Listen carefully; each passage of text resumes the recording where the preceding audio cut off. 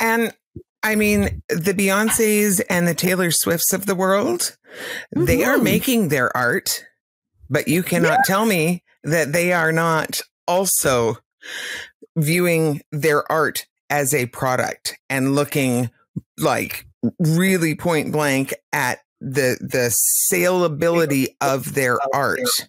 And absolutely. Yeah. Brilliant businesswomen who have teams to help them be more brilliant in their business.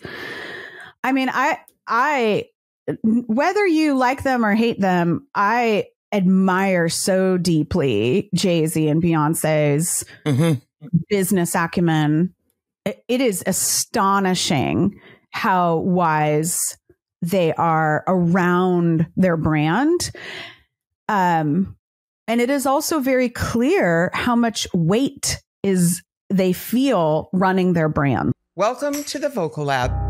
I'm Sarah Ramsey, and this show aims to pull back the curtain on the entertainment industry, where veterans give up-and-coming artists some of the information they wish they'd had when they were just starting out. Sort of a music industry primer, if you will. So we are here today with Michelle Markwart Deveaux, and she is a business strategist, personal development and mindset coach, author, speaker, and CEO of FaithCultureKiss Studios, LLC.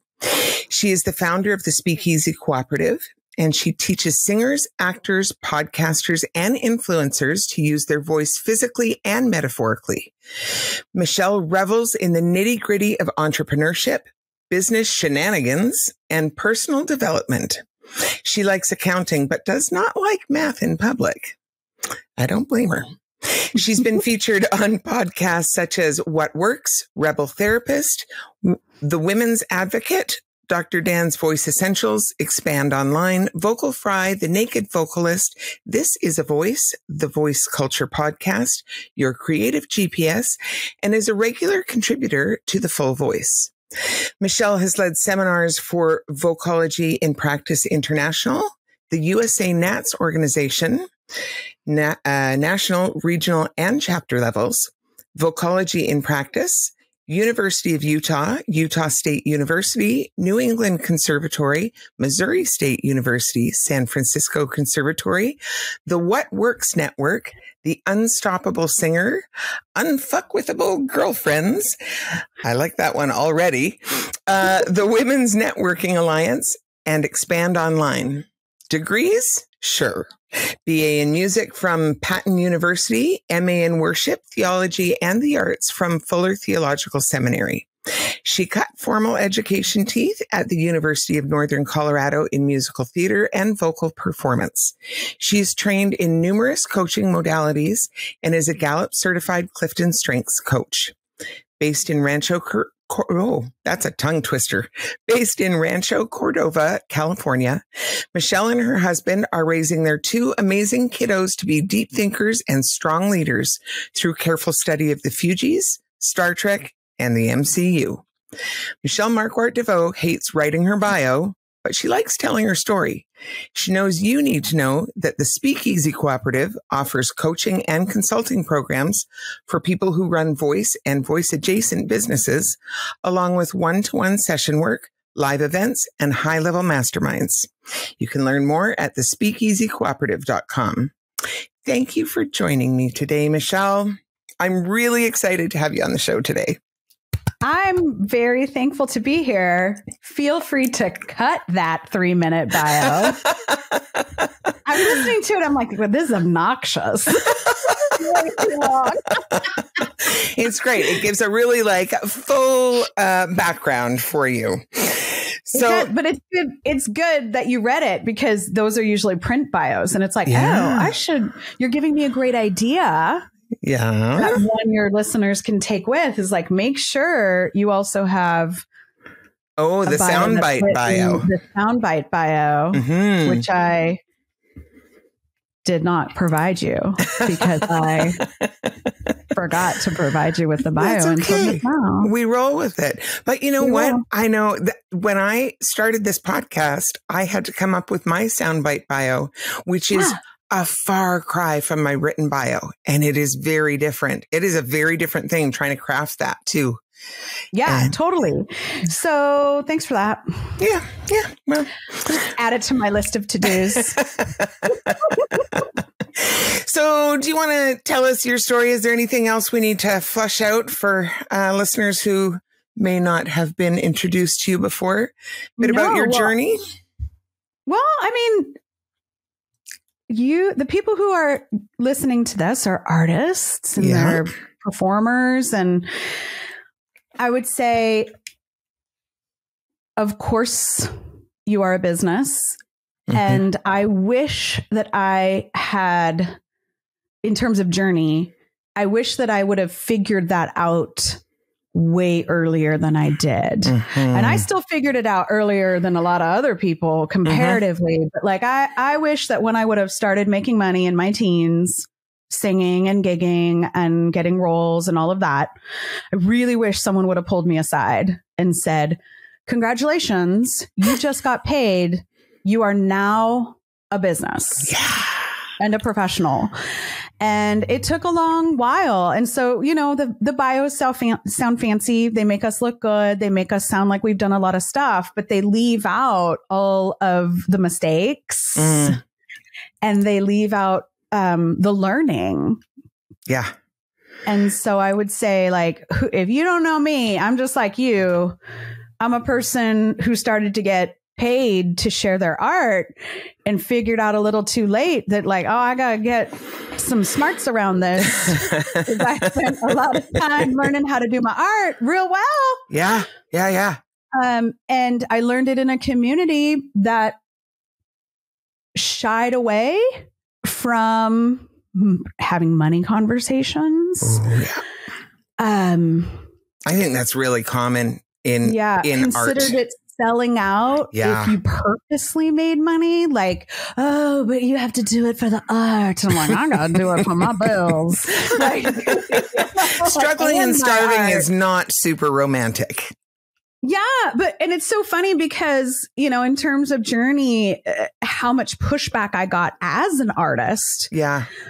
Because we are so conditioned to feel like being wealthy and making money is mutually exclusive from being a creative and being an artist. Yeah.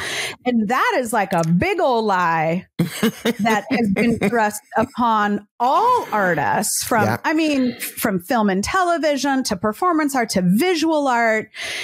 And that is why we have starving artists. So yeah, my journey is about breaking free of that mentality to the point where I was like, I got out of the bucket. I got out of the bucket of crabs and I'm going to like hang over the side and start pulling crabs out with me.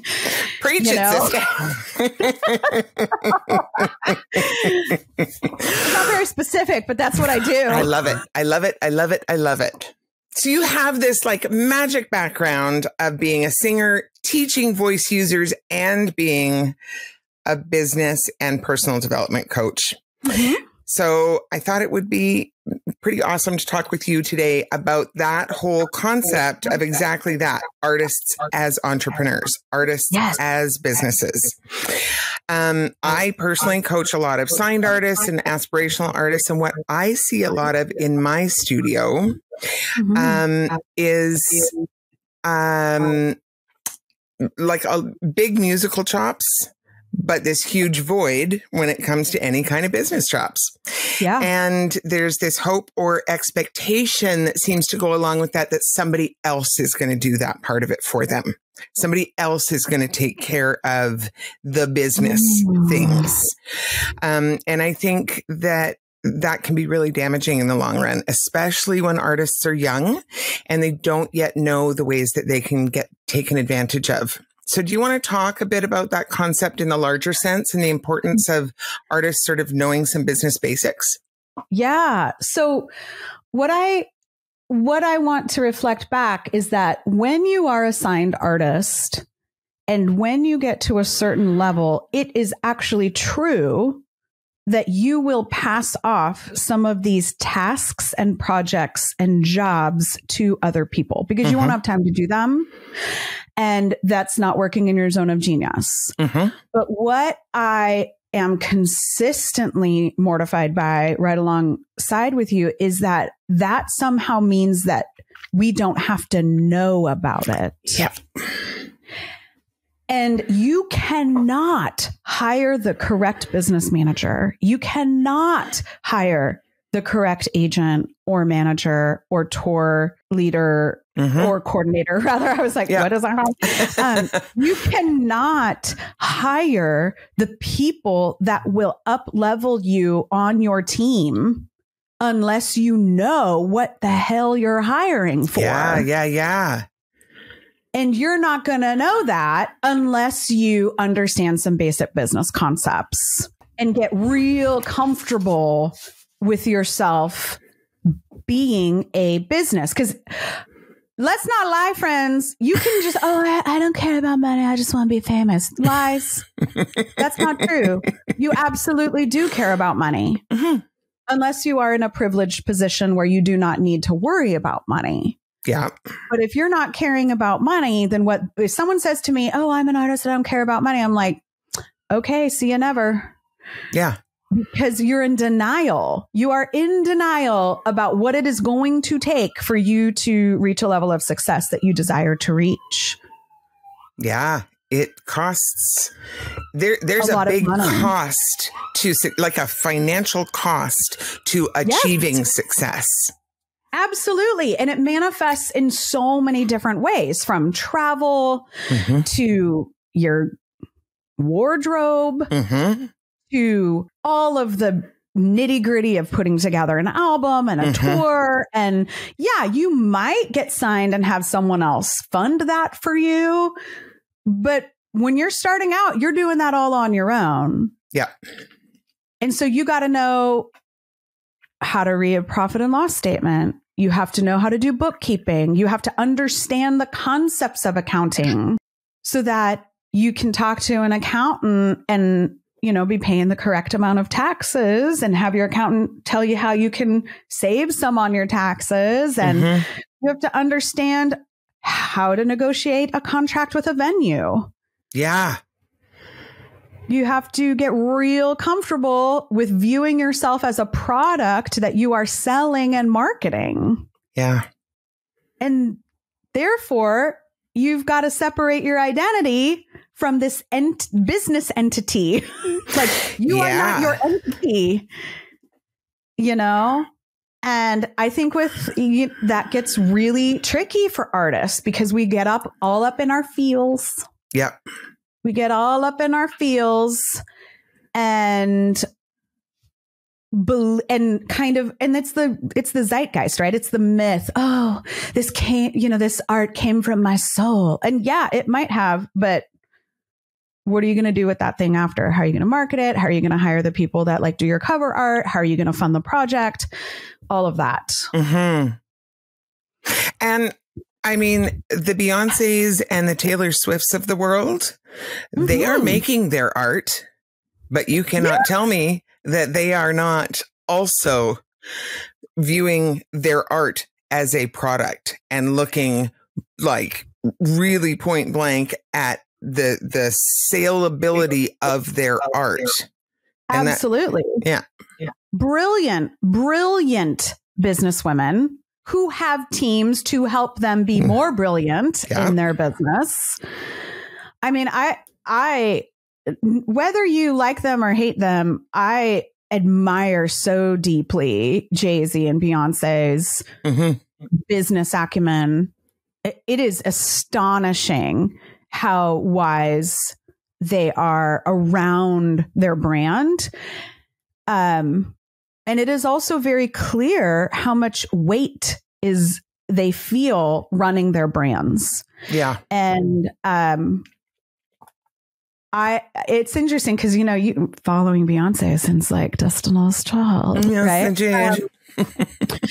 So it's interesting to also kind of, from a media perspective, kind of see her grow into that separation of identity from the art as an artist into a mogul. Yeah. And I mean, I wish that for all of us. May we all mogul. Indeed. I think that is our new peace prayer. May we all mogul. May we all mogul. I love it.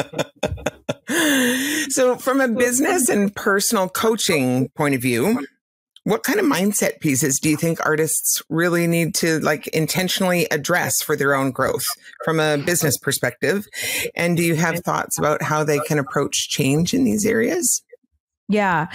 So we kind of touched on it in that last one, which I know was supposed to be practical things, but they're so intertwined. Like they really are. Yeah. It's funny because with our company, one of our taglines is like personal development that leads to professional development, because it is intertwined. If you don't, you will always succeed to the level of your emotional readiness. Mm-hmm. And you will always fail in relation to where you stepped over your emotional readiness. Yep. And the failing isn't bad. I'm not setting that up as failure as it's bad. I'm just saying that's where you're going to learn where you need some growth. Yeah. So specifically, I would say absolutely money.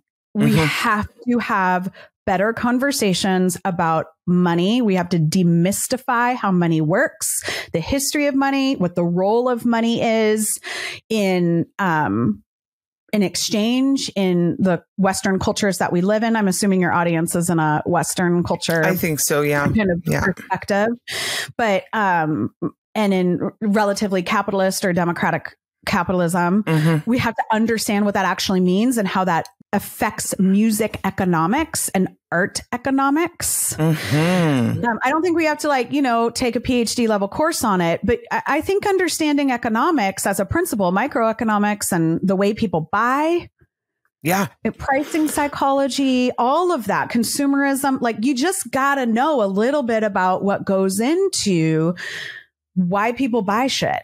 Yeah.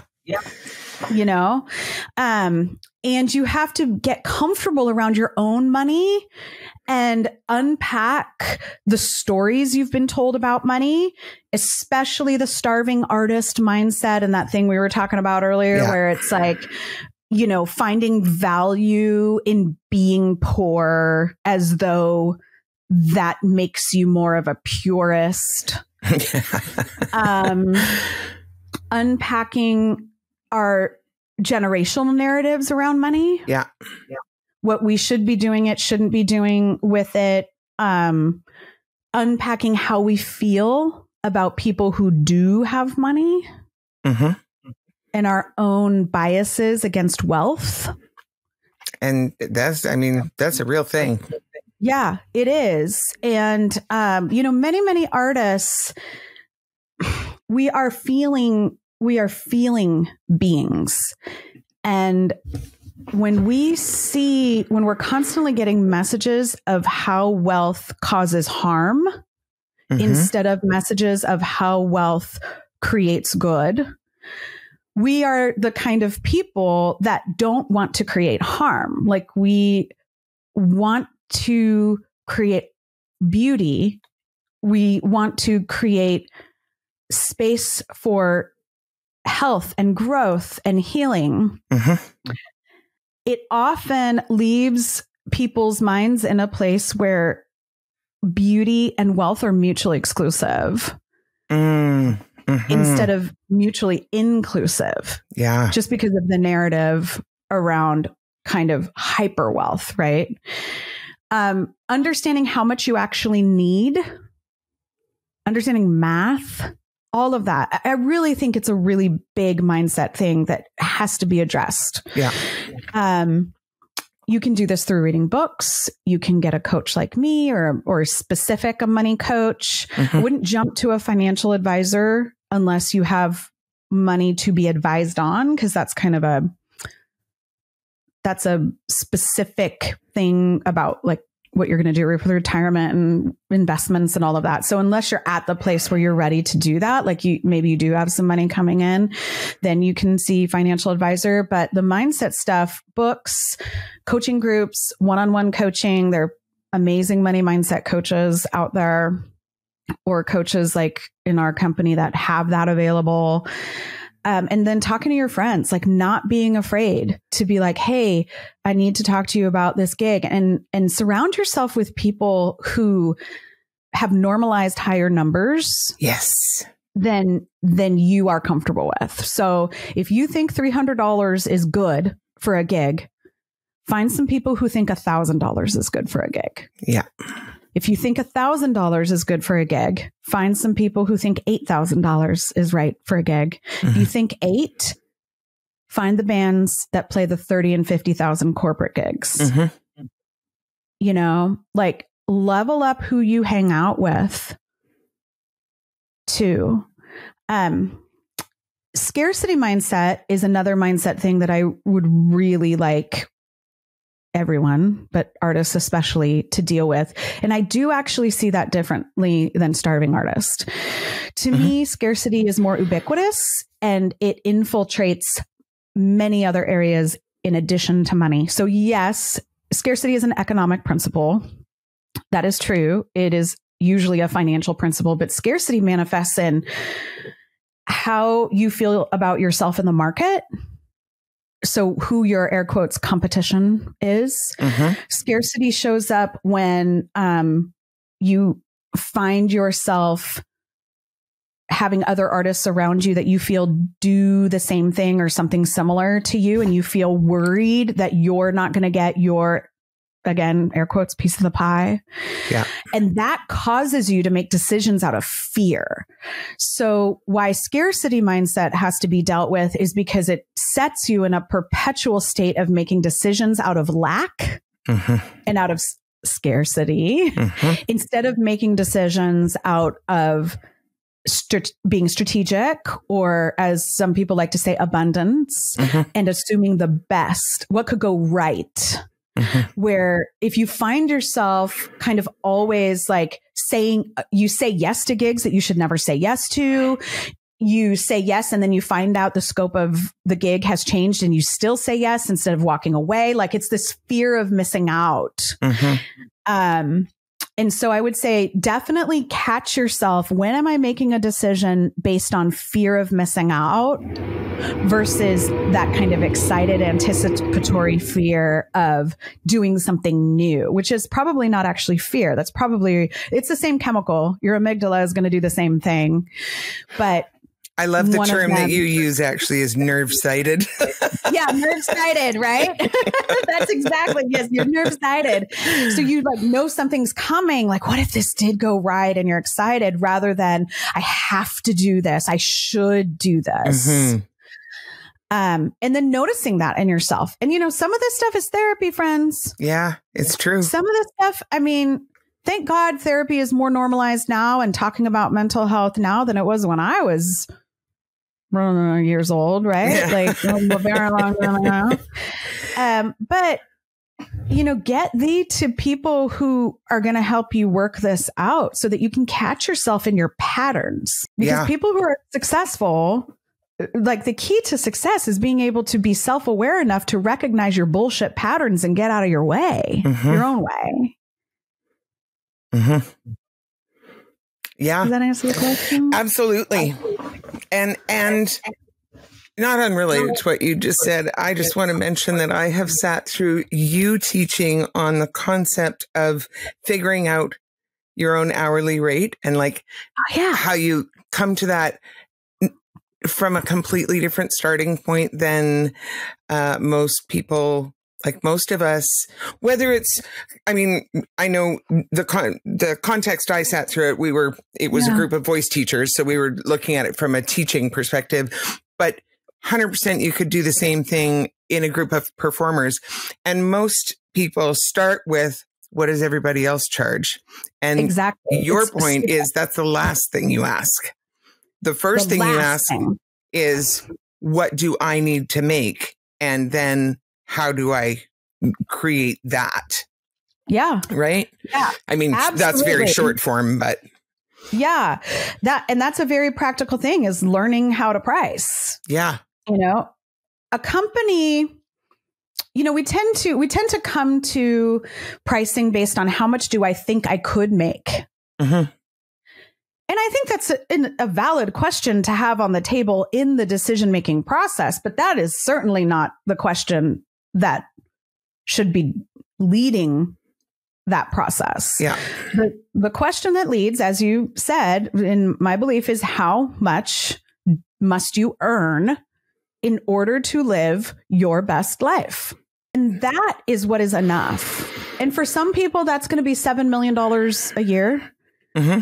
And for some people, that's going to be $55,000 a year. Mm-hmm. And for some people, that's going to be $24,000 a year or $300,000. It doesn't matter. That's not the point. The number is not the point. And this is where we go back to like principles. It's like you have to use love and data to figure out what you're going to sell your merch for example. Mm-hmm. Love and data to figure out how much it's going to cost and what your timeline is for getting your albums out. And we start with, well, a budget. Yeah. How much does my life cost? And that includes, what do I want to share with others? Mm-hmm. What do I want to give? What do I want to save? It includes what you want to save. Yeah. Whether that's retirement. Yeah. Retirement, holidays, at Christmas time, whatever. Right. You know, fuck you fund. I don't care what it is. You know, like, what are you going to give away? What are you going to save? What are you going to spend? Mm-hmm. Really? Think about what really, like, what are you going to spend? And what do you want to spend? Because here's the other thing too, right? Is we self-edit when we budget. Mm-hmm. We're like, oh, well, I just shouldn't go to Starbucks every day. And I'm like, friend, if that culture of like going to the coffee shop, doesn't have to be Starbucks, but, you know, going to the coffee shop, sitting down with your computer, having your earphones on with the bustle of the cafe around you and like, you know, pumping out some beats there before you go home and listen to it on your system. Mm-hmm. And that costs you $5 a day. Don't you dare take away your Starbucks budget. Yeah. It's got to be in there. You got to account for it. Right. And I always like round up because it's better to have more money than you need than less money. You can always put in savings. Mm-hmm. And then you will know how much you have to earn. And then when you know how much you have to earn, then you can figure out how much you want to work. Mm-hmm.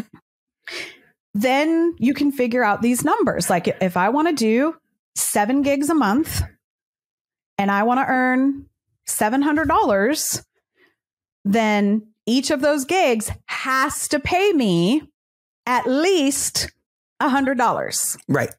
Please don't take only $100 for a gig. But that was easy math. Because again, as my bio said, no math in public. We make it easier. That's why we have spreadsheets and calculators and accountants. But what I loved when I sat through this planning process with you is that, I mean, some of it was familiar ground for me and some of it was new ways of looking at things or different orders of looking at things. Sure. And what it really brought me up against was that piece of scarcity mindset. Mm. Am I worth what I need to make? And that's where it intersected for me was, my being able to own my own value in that. And I think that is a piece that artists, especially younger artists, can really struggle with, that feeling like, I don't know if I'm worth asking for more. Yeah. Well, you know, it's interesting that you bring that up because this is a really big mindset shift that I've had, and it goes to this practical application of treating yourself like a business. Mm-hmm. I no longer believe in the concept of charging what you're worth. And it is because you can never charge as much as you are worth. You can't. You are too valuable.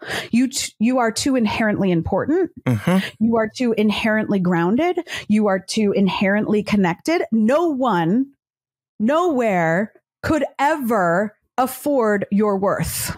I love that. So it is dumb to try to charge it because even Bezos can't. No?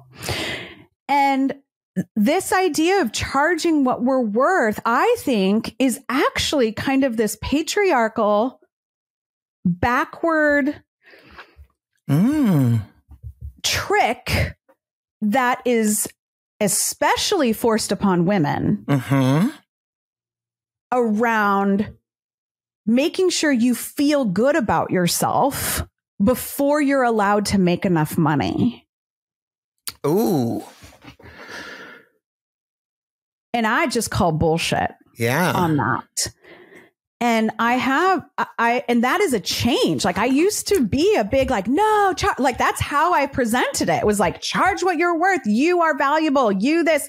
And I've really gone through a big shift over this because, we are tiny micro businesses, small businesses in the United States. The Small Business Administration says a small business is any business with less than 500 employees and making $7 million a year annually, or So I qualify. So most of us are in the micro business, which is less than $1 million or $2 million a year, and like a team of maybe five or less, right? So if you're your own person, you don't have a team, yet, you're a micro business probably at this stage. And I think that's one of the ways that we get stuck in not viewing ourselves as a business, because a business does not care what other people think about it.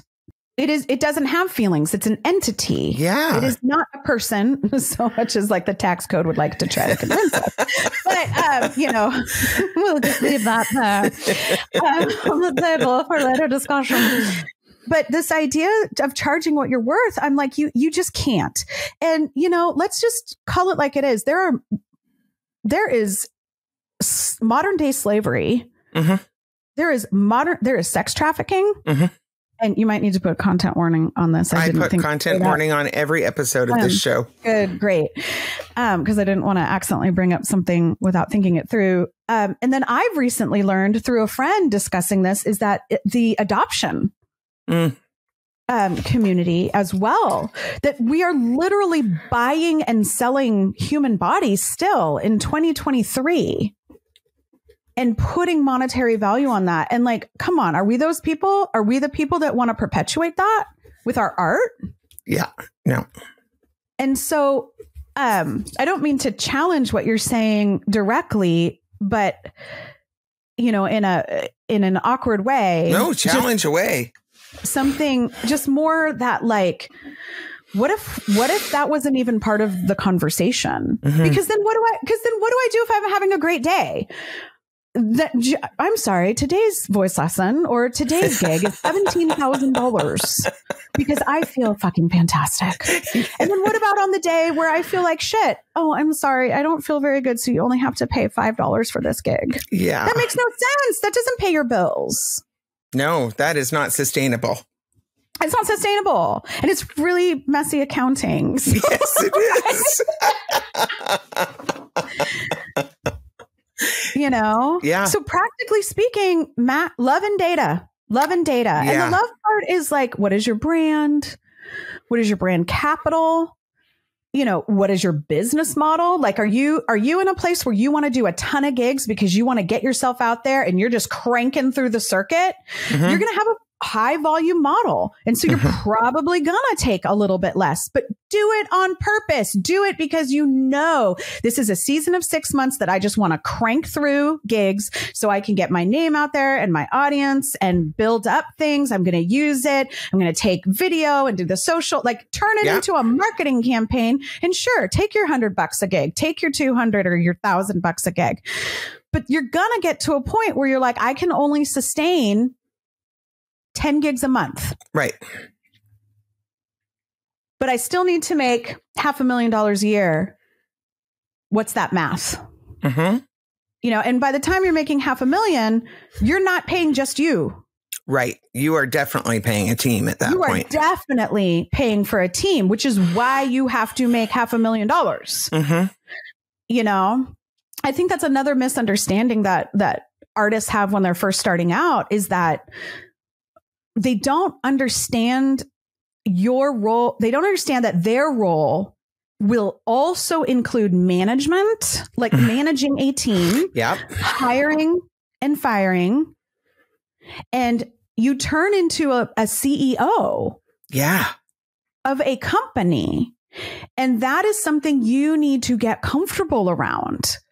Like, you're in charge. Yeah. You're making the decisions. And yeah, you want to get counsel. You want to get mentorship. You want to bring people to help you.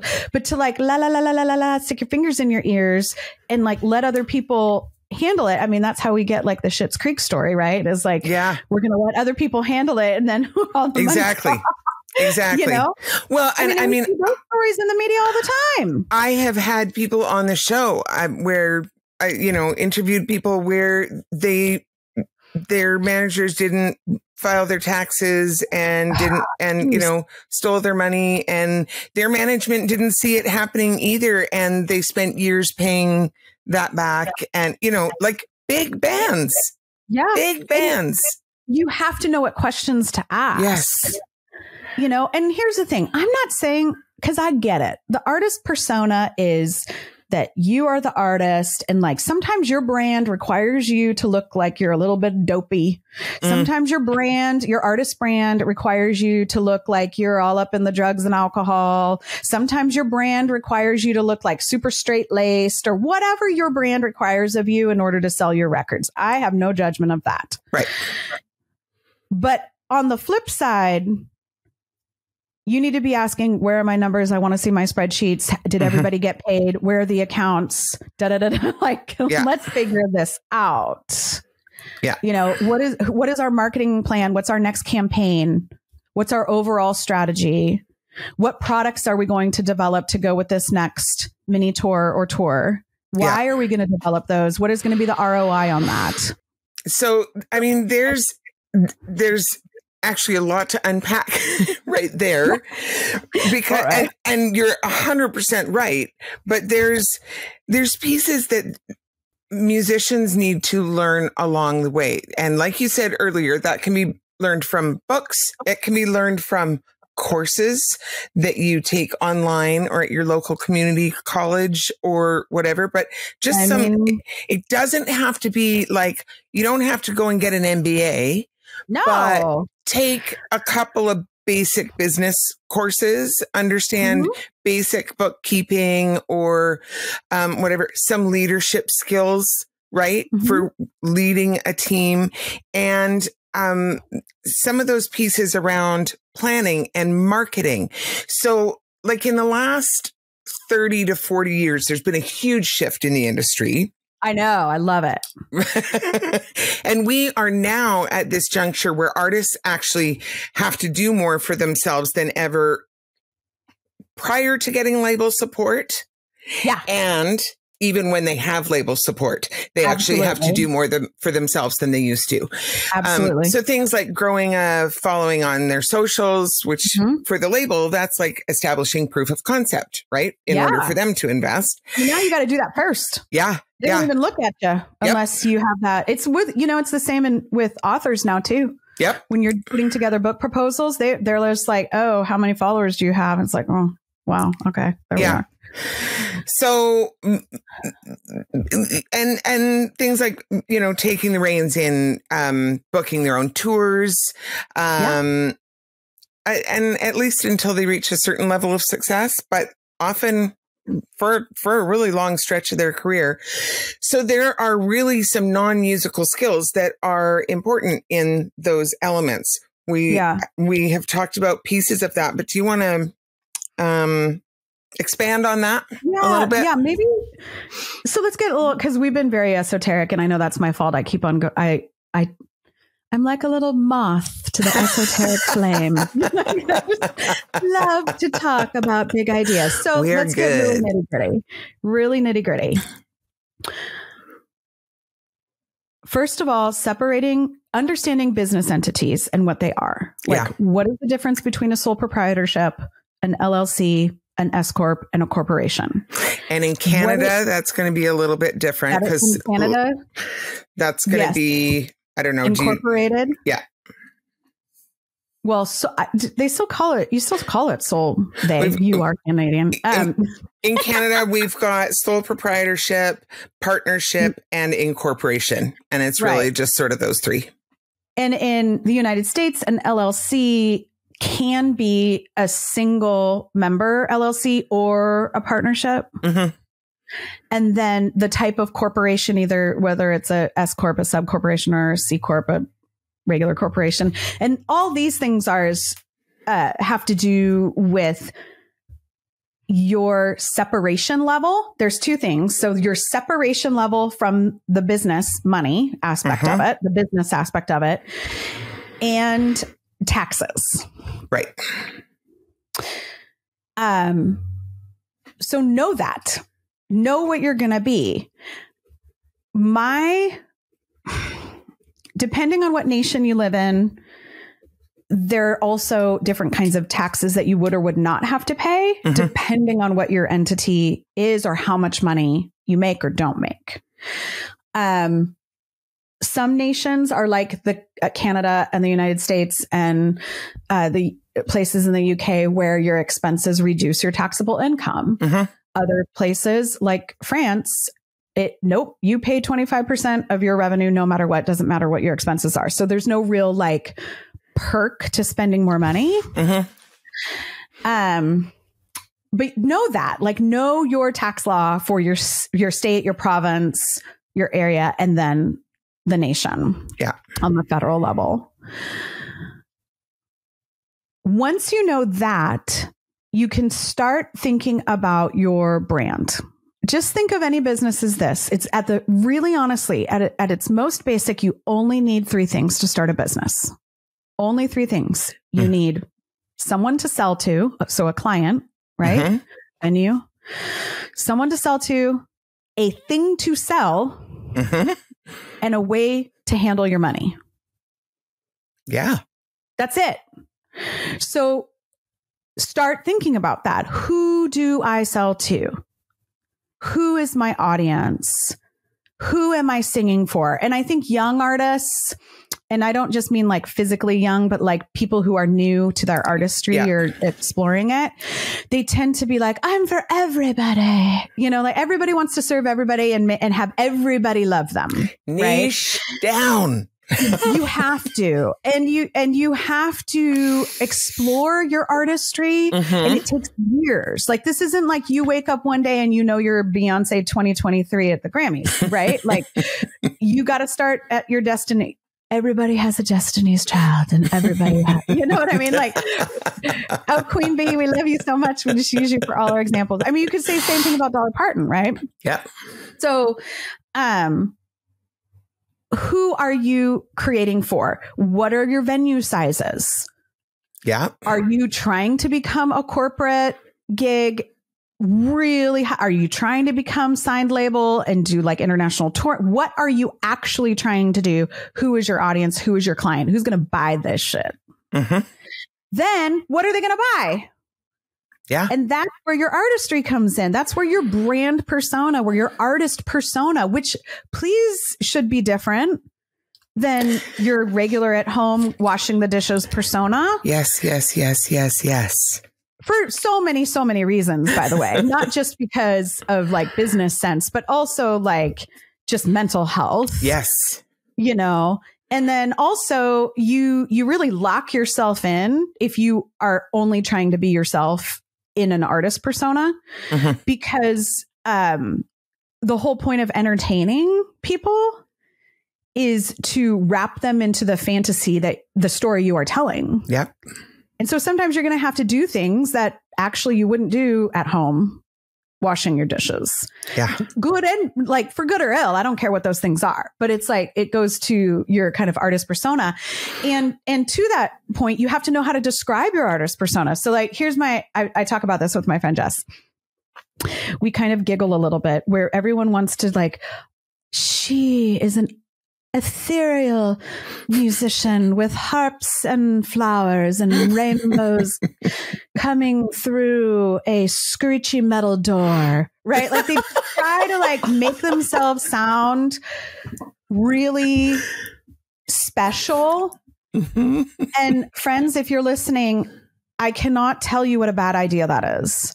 And here's why. you are inherently special. Your music is inherently special, but those descriptions on Spotify and on Apple, and, you know, when they're asking you what category to put yourself in and all of that, and you're doing your self promotion, and you got to put the keywords in the YouTubes and the TikToks and all of this, those special words do not get you views because nobody knows what the hell you're talking about.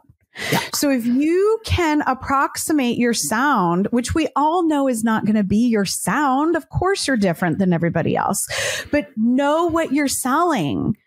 Like Sarah's voice is a wonderful mix of James Taylor and Dolly Parton, who had a love child with Lauryn Hill. I don't know, like anything. I'll take that. Right. I mean, hey, wouldn't we all? But it's like, it's there, like your description is there to help other people understand why they might maybe want to listen to you. Yeah. So know how to describe your artist persona and your music without trying to be a special snowflake. It's unrelated to SEO. Like it's basically writing for SEO. So yes, you know, yes, that's a great way to put it. And then the handling money part. Yeah. And that starts out with just how much money do I need to make? And then once you get into a team situation and you have multiple revenue streams and you're managing, you know, all of that kind of situation, that's when you know enough to have the conversation and you trust enough to hire a person to do it for you and then report back to you. And you know enough to understand what they're doing, and you can look at the things and know whether they're screwing you or not. That's the part that you need to not lose sight of. If you know, yes, I'm sorry, I totally interrupted you. No, go. I just thought of if a manager or an accountant or anybody ever says to you, "Don't worry about it, I got it." Worry about it. That is a red flag. Yeah.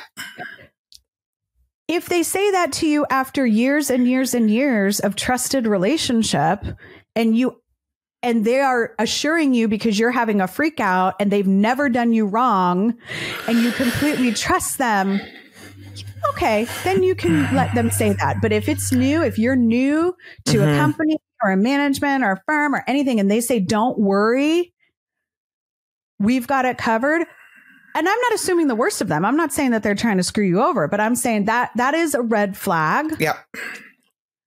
And what it tells me is that they're not ready to show up for you in transparency, even if they're not doing anything wrong. Because later down the line, as you start getting more popular and you start making more income and getting more gigs, you will absolutely need that transparency because you're going to need it for your brand. You're going to need to know what people think, what people are like. You're going to need it just to build the business. Yeah. And to build the brand capital. So there's that. Yeah. And I think also as you get to a certain level where you are starting to employ a team, there is a different mindset between I need to make enough money to fund my life, which is going to cost X amount. Yep. You know, when you do math not in public and figure out what your life needs to, you know, okay, here's what I need to make. That is a different mindset than I need to fund my life and the life of my crew and my, you know, XYZ people and my band members. And now you are an employer. Oh, yeah. And that is a different thing.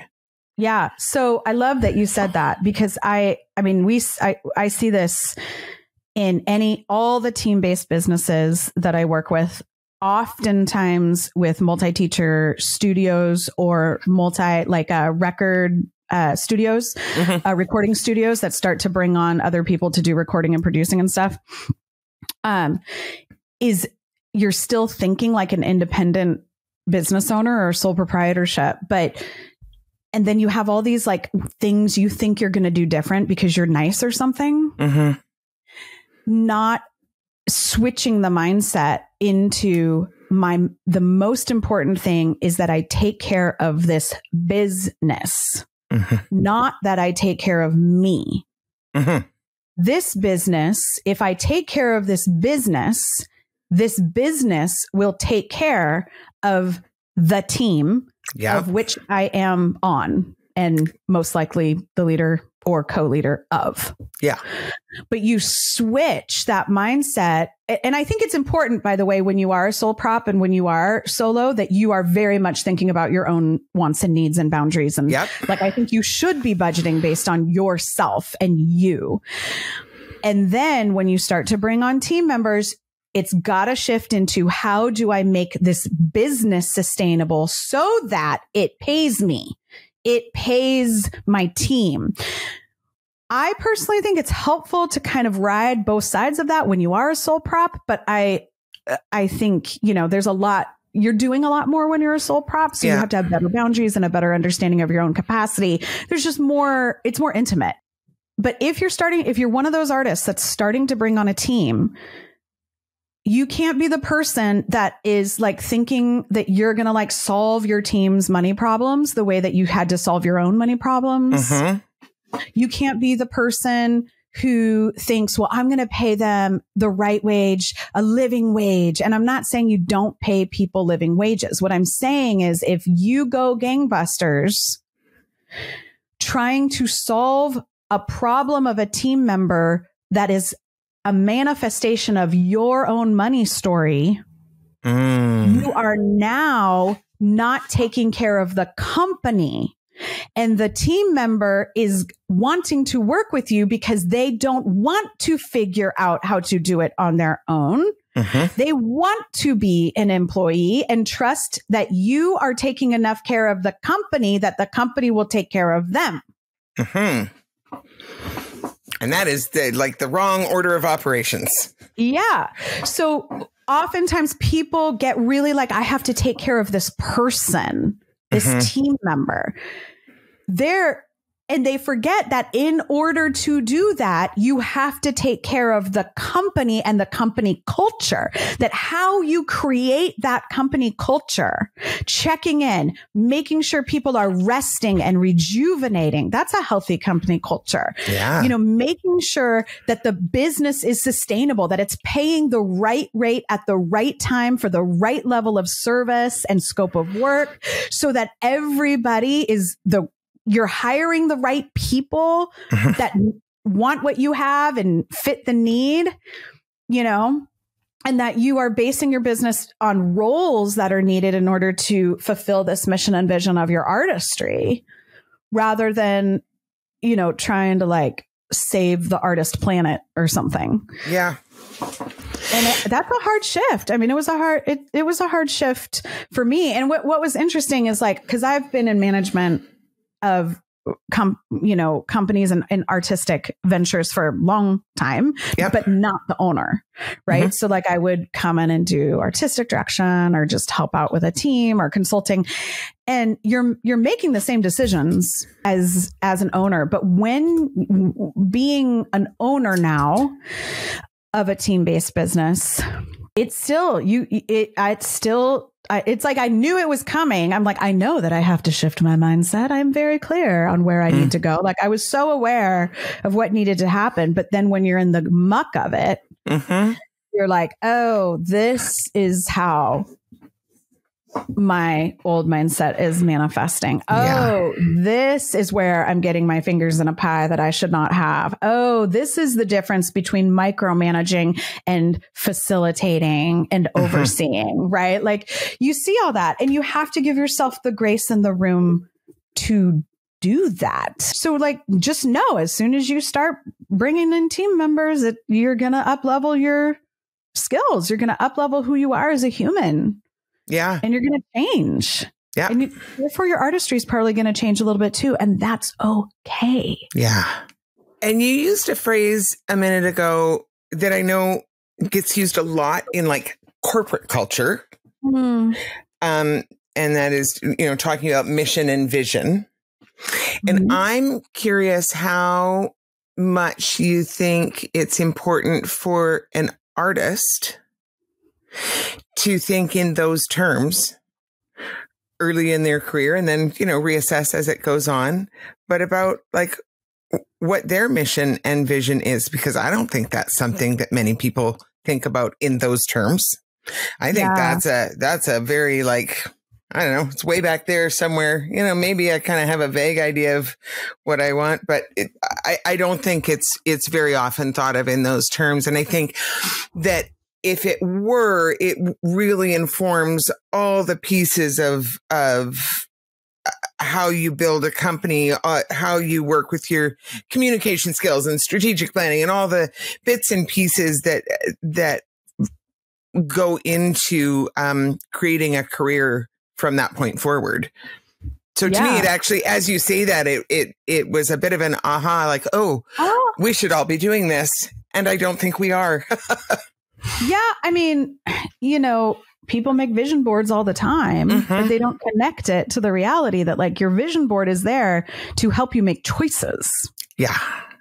And that's what in corporate first of all, yes, I think every person, even if they're not an artist, but every person should take 5 minutes to intentionally think about what they actually think their life's mission and vision is, because that'll just open a whole can of worms. But I think what artists, this is where artists are really lucky and where they have a leg up on the rest of humanity, is that we already operate from mission and vision. We wouldn't create art if we didn't.